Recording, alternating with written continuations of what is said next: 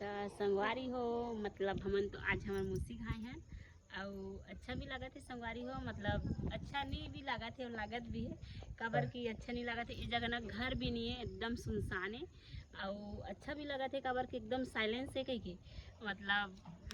और इस जंगल में ना संगवारी हो मंदिर ही कहीं की कथे। अब मैं तो यह 3 बार हो के आए हूँ मतलब और देखे नहीं हो मतलब ई बार देखे बार जहूँ कहा था तो मैं अभी देखा हूँ मुलाकात कर हूँ मतलब काय भगवान सन में ना। हाँ भगवान संग में हमें भी मुलाकात हूँ काबर की मैं देखे नहीं हूँ संगवारी हो। यह तीसरे नंबर है आगे उन्हें मतलब काम रहते तभी चाहता हूँ मतलब और काम खत्म होते तो शामले घर चल देता और बहुत दूर है संगवारी हो तेरे से थी और मतलब काली बार घूमे बार कौन जाऊँ कौन ला मतलब काय काय पूछना है भगवान सन ना तो कमेंट में बता दे रहा हूँ या पूछी ओकर जवाब लेगी। हाँ हमन हाँ मतलब यदि कुछ ऐसे बैठे ऐसे कुछ मतलब यही बने रहते तेला मंडप के कथन संगवारी हो तो मन अपन भाषा में बोलते हैं पोहरी मंडप के क्या और देख मंदिर जैसे दिखा संगवारी हो एक नंबर बैठे के मंडप हरे और हमारे मंडप पे रंग मंच